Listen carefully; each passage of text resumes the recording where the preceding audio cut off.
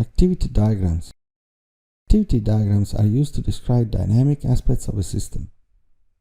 An activity diagram models the flow from one activity to another. An activity diagram models the flow from one activity to another. Activity diagrams describe how activities are coordinated to provide a service. It is also used to modeling how a set of use cases coordinate to represent business workflows. Receive order, fill the order, fast order, arrange fast delivery, else, arrange regular delivery, send invoice, receive the payment, and finish. The action state is receive order. An action state represents a state with an entry action and an implicit transition to the next state.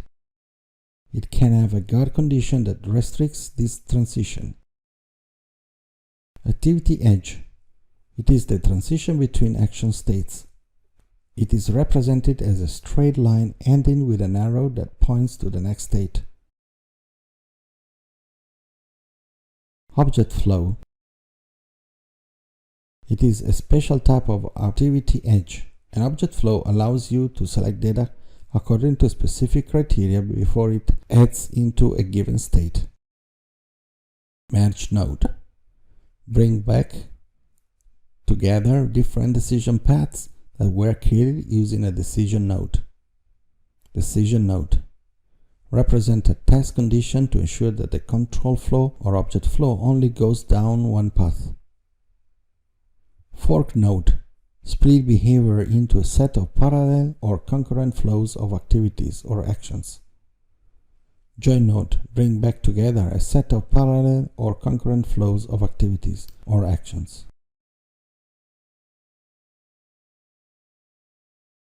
Exception. You indicate that an action can throw an exception by using an exception pin, which is represented by a rectangle with a small triangle near it. If an exception occurs while an action is executed, the execution is abandoned and there is no output from the action.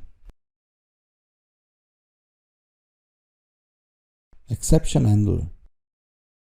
If the action has an exception handler, the handler is executed with exception information. When the exception handler executes, its output is available to the next action after the protected node, as though the protected node has finished execution. Connectors. To simplify large diagrams, you can use connectors to break up your flow. To simplify large diagrams, you can use connectors to break up your flow.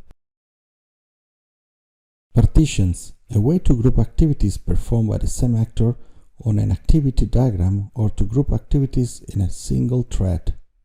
They are useful to capture how activities fit together in a higher business level workflow, like this: logistics and invoicing.